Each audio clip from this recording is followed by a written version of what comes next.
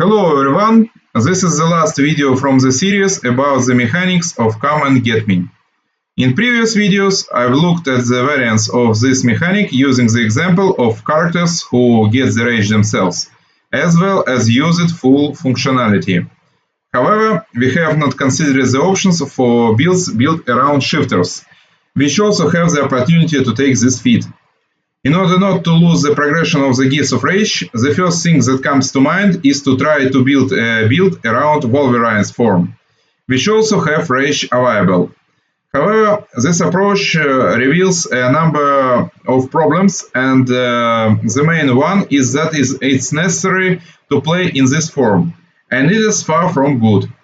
In addition, Wolverine can only activate his rage when he takes damage, and we need to figure out ways to do this in an effective way. For those who want to use this approach, I have developed a solution to use the White Dragon armor. We need to build a party in such a way that the character wearing this armor is close to Wolverine, and we will also need a resist energy or protection from energy spell. In this bundle, Wolverine will not take damage, but will activate his rage. Other activation methods will not be so effective and, as a rule, will require additional actions on the part of party members, so I don't give them as an example. So, what is good about the come and get me in the context of shifters, and how you can make effective builds with it? Those who have played with shifters know that this class is extremely effective at the beginning of the game, but after the third act it loses ground. In Act 4 and 5, although the characters are still good, their damage are not impressive. The come and get me mechanics can help solve this problem, because we will hit not only with a full base attack bonus, but also taking into account the excellent bonus from Ever Ready. An important remark: in order to be able to use come and get me, we will need to give up the scout in the party. This means that we will need to accelerate the accuracy indicators due to the other approaches. A cleric, brown-fur transmuter, bard, sensei, freebooter or similar options can help with this. Also, you can use a bug with a scout, but in this video I will not talk about it, and maybe talk in other videos about this. In order to unlock the maximum potential of the build, I took the two most powerful archetypes in my opinion, the Feyform shifter and Weretouched. First, let's look at the build built around the Feyform shifter. We choose a tiefling with a motherless heritage as a race. This will give us the necessary bonus to strength and wisdom for the character. Please note that the bite will not be added to the list of attacks of the character when he is in form of a fairy. However, such a race choice is justified because of the additional characteristics. Alternatively, you can use a Dhampir. The disadvantage of this approach is that you will have to suffer quite a lot with Dhampir, because you will have to treat the character with negative energy, scrolls and bottles with conflict wounds, a harm spell and other similar methods. The starting characteristics are distributed as follows: 18 strength, 16 dexterity, 7 constitution, 6 intelligence, 19 wisdom, and 8 charisma. We select a martial disciple as a background selection. This will be required in order to be able to take Grand Style. At the fourth level of a character, we raise wisdom, and at further levels we increase strength. I choose this feat progression.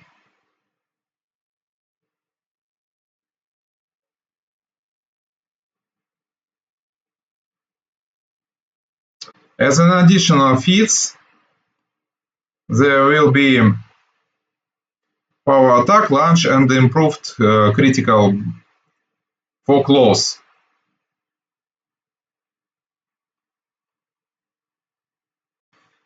We take the initiative quite early at the 7th level due to the fact that in this version of build, access to uncanny dodge will be relatively late. We will start as a shifter who will have the best saving throw rate in relation to other classes that we will take. At second level, we take the level of stigmatized witch. For the sake of ice plant, a familiar, and most importantly, a lame curse. The latter will be required so that our character does not get tired after a rage. We continue the Feyform shifter progression to level 20. At level 20, we take the dip into Barbarian in order to be able to take the mythic of Limitless Rage. Next, we take the Feyform shifter levels again. At the 15th level, we take the second Barbarian level. We finish the Feyform shifter progression, and then at the levels 19 and 20, we take vivisectionist levels, which perfectly complements the build with an additional sneak attack, access to mutagen, as well as an additional feat. The progression of mythical levels is quite important to follow in this build. For this build I choose Azata, but as in other builds, the mythic can be any. Due to the extremely short duration of wild shape of a fairy, we first need to choose a master shapeshifter who will give us the opportunity to constantly be in form of fairy. Further development is more predictable and simple, but on the fourth mythic we will choose Limitless Rage in order to prepare for massive boost that will come after receiving the fifth mythic, where it will already be possible to use the feat Come and Get Me to the fullest. The rest of the mythics are pretty obvious. For 9 we take Brutality Incarnate, which have a hidden feature to give the Ghost Touch property to natural attacks, which will help against incorporeal enemies and in particular against Arilu.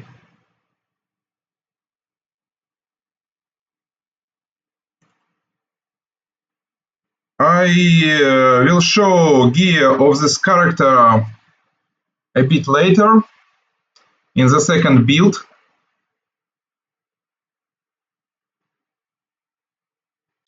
And we move straight to it.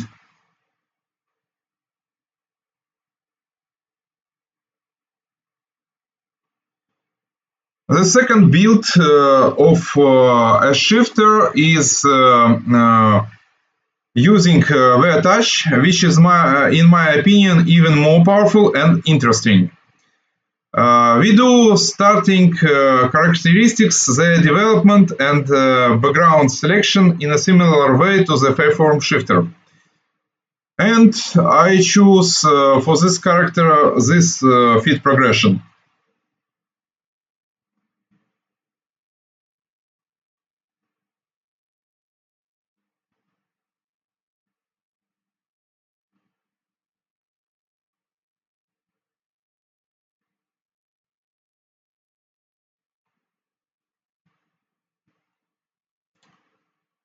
We will start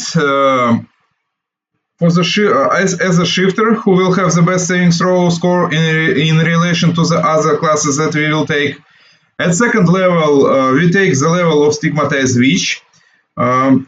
We continue the shifter progression to level 6.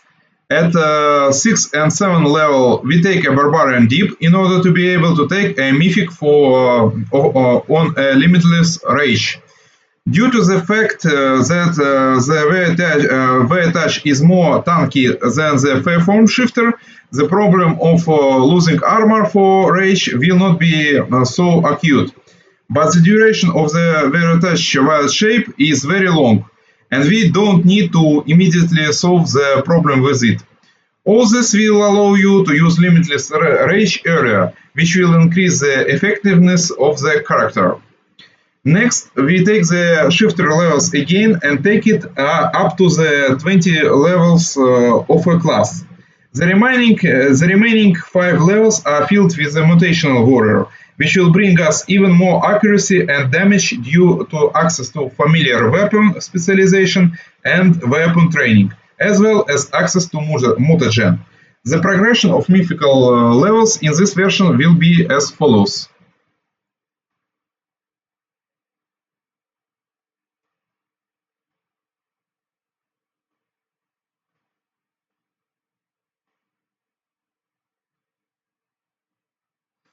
And let's take a look at the gear of this character.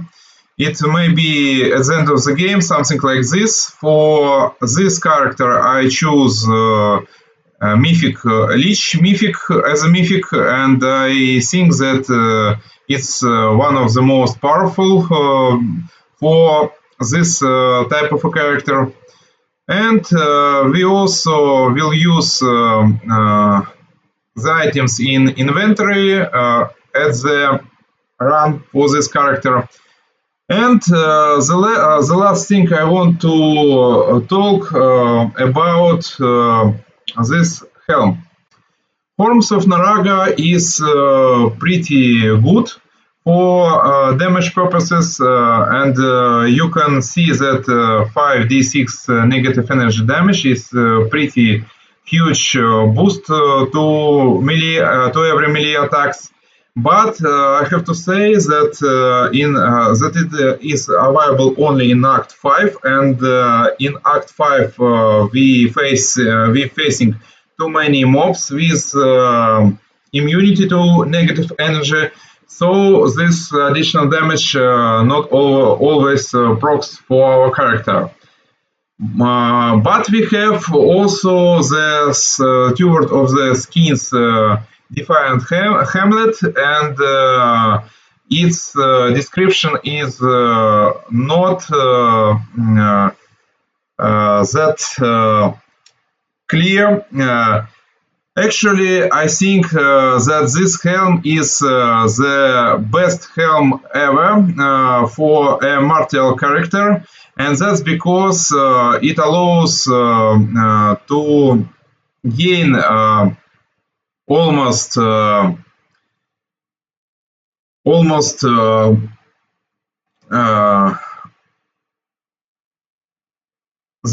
of six circumstance bonuses is almost forever. Keep in mind that this helm has interesting implementation. To gain bonus, we need to kill mobs. The summons will not do, except for summons which be available via Cup of Azata, I believe, and other mobs will not proc this bonus. But when we kill mobs and equip the Hamlet, we will take the bonus, and bonus will stay with us forever. Yes, I'm not joking. It will be forever, even when our character will be resting. If you will not wear off this Hamlet, the bonus will be still there. It will clear up only on some cutscenes, and I believe there are only 2 cutscenes in Act 5 that clear this bonus. In Threshold, before we fighting Arilo, and that's it. So if you are not using this Hamlet, try to use it. It's really the best Hamlet for any martial character, but this Hamlet is available only for Lich, so that's a little problem with it. And I think I covered all the interesting things about the builds about the mechanics of come and get me. I hope you like the videos. Thank you for your attention and see you soon. Bye bye.